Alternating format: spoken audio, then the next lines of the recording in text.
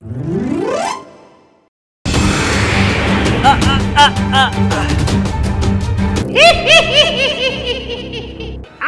বড় ভোজ হবে, বড় ভোজ। বহুদিন আগে পূর্ব বাংলায় মুন্সিগঞ্জ নামে একটি দরিদ্র গ্রাম ছিল, আর সেই গ্রামে ভোলা নামে একটি যুবক বাস করত। অতি ছোটবেলায় মাতা পিতা হারা ভোলার তার কাকা কাকির কাছে মানুষ হয়। কাকার অনেক বয়স হয়েছে, তাই সংসারের হাল ভোলার ধরতে হয়। তাই নিত্যদিন তার কাজ হলো ভোরবেলা মাঠে গরু চড়ানো, তারপর বাড়ি ফিরে সেই গরুর দুধ নিয়ে বাজারে বিক্রি করা।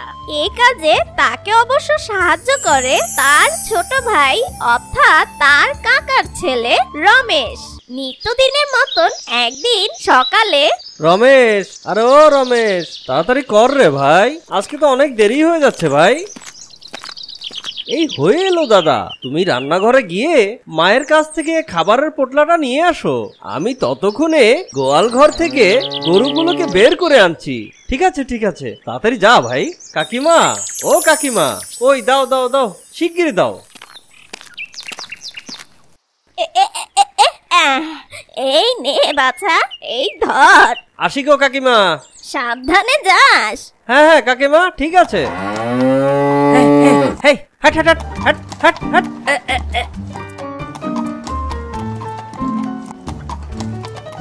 দাদা, ও দাদা, গরুগুলোকে এবার তাহলে ছেড়ে দিয়ে আসি।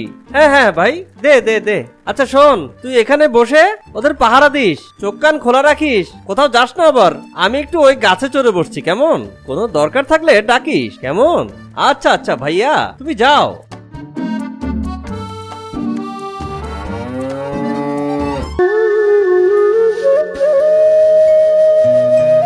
বাহ, কি অপূর্ব বাঁশি বাজায় দাদা, সত্যি মনটা একেবারে মাতিয়ে দেয়।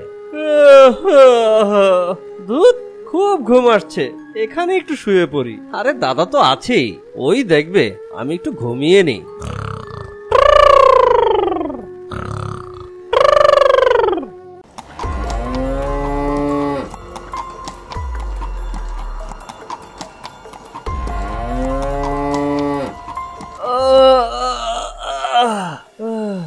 ওহ, মনে হচ্ছে গভীর ঘুমে গিয়েছিলাম। এ বাবা, অনেক দেরি হয়ে গেল যে। গরুগুলোকে নিয়ে তো এবার বাড়ি ফিরতে হবে। যাই যাই, গরুগুলোকে তাড়িয়ে নিয়ে আসি। এ কি, মালতীকে তো দেখছি না, কোথায় গেল? কি হবে এখন? একটু ওদিকটা গিয়ে দেখি তো।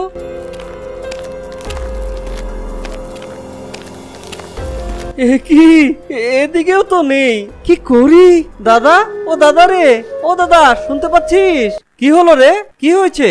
দাদা রে, এখন কি হবে? কি হবে? আরে বাবা, কি হয়েছে বলবি তো? এমন হাঁপাচ্ছিস কেন? আরে মালতীকে খুঁজে পাচ্ছি না দাদা। হ্যাঁ, বুঝতে পেরেছি, নিশ্চয়ই তুই ঘুমিয়ে পড়েছিলি, তোকে না কোনো কাজ দেওয়া উচিত না। আচ্ছা শোন, এখন এসব বলে লাভ নেই, ঠিক মতো ওকে খুঁজেছিস তো?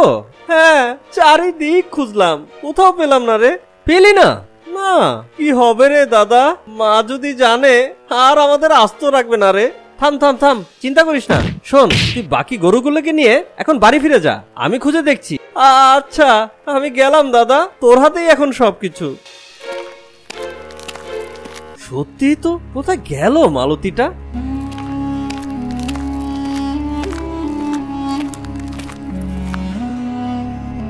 ও মহেশ কাকা, মহেশ কাকা। কিরে ভোলা, কি হয়েছে? আজ মাঠে যাসনি তুই? আরে মাঠ থেকে তো আসছি কাকা। কি হয়েছে রে? আর কি বলো কাকা, আমাদের মালতীটাকে খুঁজে পাচ্ছি না, কোথায় যে গেল? পূবের শ্মশান মাঠের দিকে যায়নি তো? কেন, কি হয়েছে ওদিকে? কি আছে ওদিকে? না না, কিছু না, কিছু না, ও কিছু না। আরে বলো না কাকা, কি হয়েছে বলো। বড় বিপদে পড়েছি কাকা, ওই গরুগুলোই তো আমাদের সম্বল, আজ যদি না পাই। শোন, শুনেছি ওই পূবের শ্মশান মাঠে এক ডাইনি থাকে, মানুষ পশু যেই ওদিকে যায় কেউ আর ফিরে আসতে পারে না, সব ওই ডাইনি চিবিয়ে চিবিয়ে খেয়ে ফেলে। আরে ধুত, কি যে সব উল্টা পাল্টা বলছো, বিশ্বাস হলো না তাই তো? তোরা আজকালকার ছেলে পেলে কিছুই বিশ্বাস করতে চাস না। হবে আর কি, যা ভালো বুঝিস কর তাহলে। আমি চললাম। ডাইনি, যত সব বাজে কথা। আচ্ছা, একবার গিয়ে দেখলে কেমন হয়? কোথাও তো খুঁজে পেলাম না। ওই দিকটাই বা আর বাদ যাবে কেন? হ্যাঁ হ্যাঁ হ্যাঁ, যাই যাই যাই, একবার গিয়েই দেখি। আরে বাবা রে, এখানেও তো কিছু নেই। না, এখানে আসাটা ভুল হয়েছে, ফিরে যাই বরং।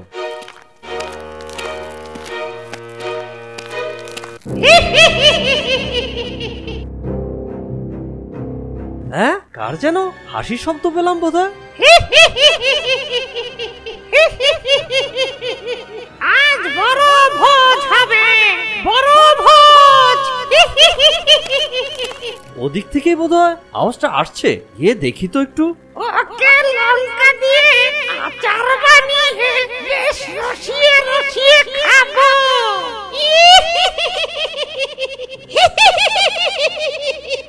এবার ওর ঠ্যাংটা ছিঁড়ে খাই।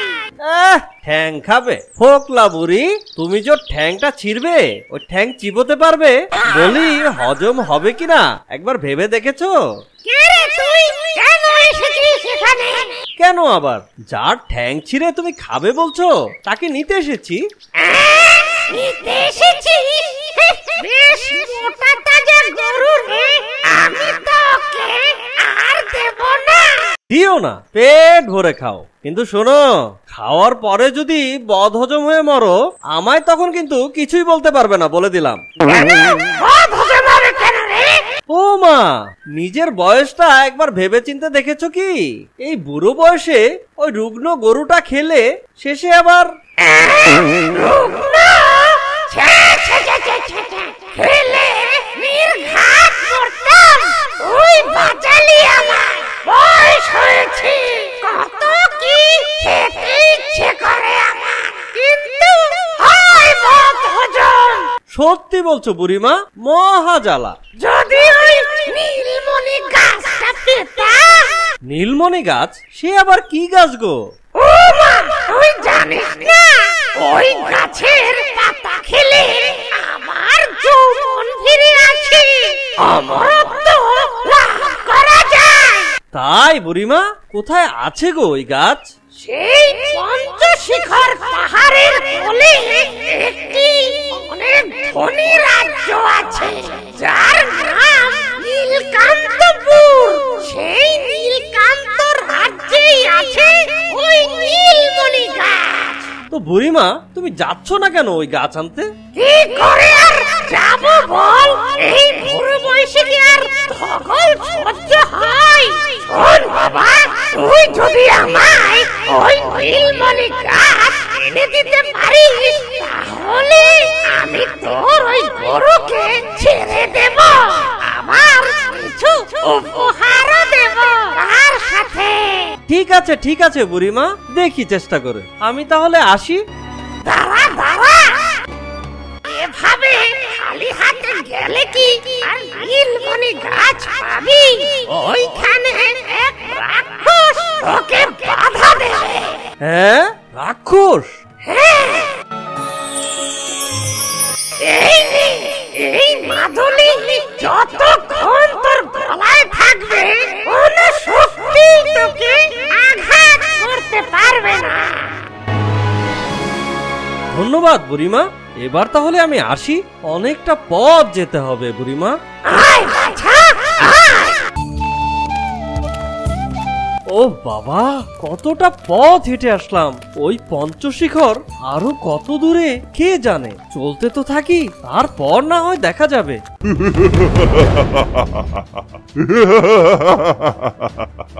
ওরে বাবা, এ কি বিশাল দানব! আমাকে মেরো না, আমার বড় বিপদ। আমাকে ছেড়ে দাও, যেতে দাও আমায়। অত সহজে তোকে যেতে দেব না। আয়, কাছে আয়। তোমার কোনো শক্তি আমায় আঘাত করতে পারবে না। তবে রে, দেখ কি করি তোর।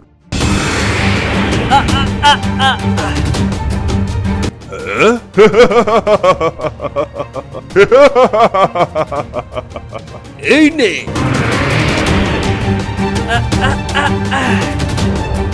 আশ্চর্য, সত্যি তো আমার কোনো শক্তি তোকে আঘাত করতে পারছে না। কি আছে তোর কাছে যে আমার কোনো শক্তি তোকে আঘাত করতে পারছে না? এই দিব্য মাদুলি, যার বলে আমি তোমার সমস্ত শক্তি প্রতিরোধ করছি। ঠিক আছে, আমি তোমায় যেতে দেব যদি তুমি আমায় ওই মাদুলি দাও। আচ্ছা, এই নাও। আরে তুমি তো বেশ ছেলে, এই মাদুলি সঙ্গে থাকলে আমি তোমার কোনো ক্ষতি করতে পারতাম না। তা জেনেও তুমি আমার এক কথায় ওই মাদুলি দিয়ে দিলে। তাই তোমার এই সরলতার কারণে আমি তোমাকে সাহায্য করব। বলো, এই পথ দিয়ে তুমি কোথায় যাচ্ছ? পঞ্চশিখর পাহাড়ের মাঝে একটা রাজ্য আছে, সেই রাজ্যে নীলমণি গাছ আছে। ওই গাছটা আনতেই আমি যাচ্ছি। পঞ্চশিখর পাহাড়ে পায়ে হেঁটে যাওয়া কোনোভাবেই সম্ভব নয়, তুমি মরে যাবে। দাঁড়াও, আমি তোমাকে একটা জিনিস দিচ্ছি। এই মাদুরে চড়ে খুব সহজে তুমি পঞ্চশিখরে পৌঁছে যাবে। ধন্যবাদ, অনেক ধন্যবাদ তোমাকে দত্ত। এবার তাহলে আমি আসি। আর এই নাও। কি হবে এটা দিয়ে? এই ঘটির জল সঙ্গে রাখো, পথে কাজে লাগতে পারে। ধন্যবাদ, এবার আমি আসি দত্ত।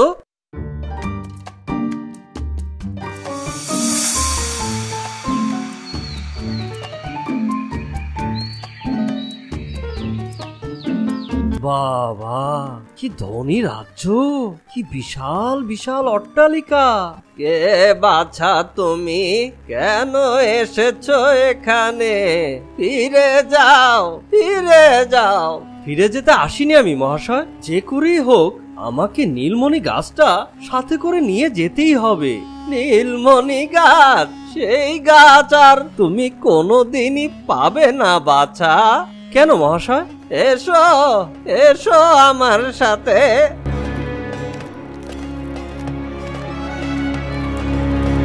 কি আছে ওখানে মহাশয়? ওই আগুনের চারপাশে যত পাথর দেখছো, ওগুলো পাথর নয়, ঋষি তান্ত্রিকের অভিশাপে আমার মন্ত্রী, সেনাপতি, বারিশত্রা সবাই পাথরে পরিণত হয়েছে। আর ওই মাঝে, ওই আগুনের মাঝখানে ওই সেই দিব্য নীলমণি গাছ রয়েছে। কিন্তু এমন হলো কি করে? ওই নীলমণি গাছ আমার কাছে থাকায় আমি চির যৌবন অমরত্ব লাভ করব। এই অহংকারে আমি প্রজাদের উপর যথেষ্ট অত্যাচার শুরু করে দেই। একদিন ঋষি তান্ত্রিক আমার এই অন্যায় আর অত্যাচারের বিরোধিতা করে আর আমাকে বোঝাতে আসে। আমি তার কোনো কথাই শুনি না, তাকেও অপমান করি। আর তাই সেই ঋষিবরের অভিশাপে আজ আমার এ দশা হয়েছে। দেখি দেখি মহাশয়, আমি কিছু করতে পারি কিনা।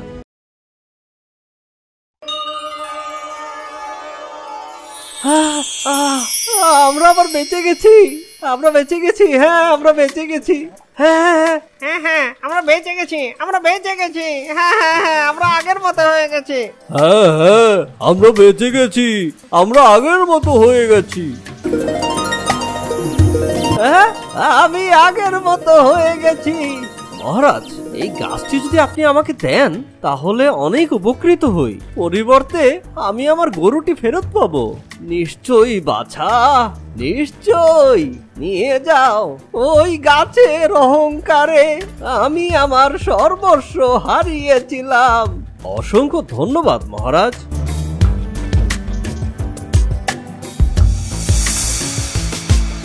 এসে গেছিস, শিখিয়ে দে। এই নাও তোমার নীলমণি গাছ, এবার আমার গরুটা ফিরিয়ে দাও।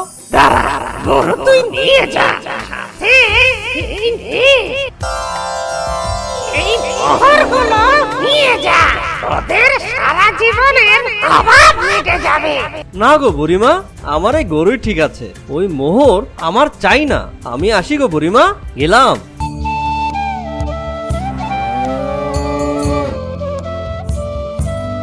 ভাই, এ ভাই, তুই কোথায় রে? আরে এসে গেছিস দাদা, আমাদের গরুটাকে ফিরে পেয়েছিস? হ্যাঁ হ্যাঁ, আমাদের গরু তো ফিরে পেয়েছি রে। তা কোথায় পেয়েছিলে রে দাদা? আমি তো সমস্ত জঙ্গল খুঁজলাম। তা দাদা কোথায় পেয়েছিলি ওকে? আরে বলিস না, ওকে ওই শ্মশান ঘাটে ডাইনি আটকে রেখেছিল। হ্যাঁ ডাইনি? কিভাবে তুই ওকে ছাড়িয়ে আনলি? সে অনেক কথা রে। তো জানিস ডাইনি আমাকে মোহরও দিতে চেয়েছিল। হ্যাঁ, ওই মোহরগুলো কোথায় দাদা? আমি আনিনি রে। কি বলছিস দাদা, তুই মোহর আনিসনি? ওই মোহর দিয়ে হয়তো আমাদের দারিদ্রতা চলে যেত রে, আমরা সুখে শান্তিতে দিন কাটাতে পারতাম। না রে ছোট, ওই মোহর আমাদের দারিদ্রতা ঠিক করতো ঠিকই, কিন্তু আমরা কর্ম বিমুখ হয়ে পড়তাম, আর কর্মের মাধ্যমেই জীবনে সুখ সমৃদ্ধি আসে। তাই আমি ও মোহরগুলো নেইনি, আমাদের এই কষ্টের জীবনটাই ঠিক আছে। দাদা তুই অনেক সহজ সরল রে, এমনটাই থাকিস, এটা তোর উদার মানসিকতার পরিচয়।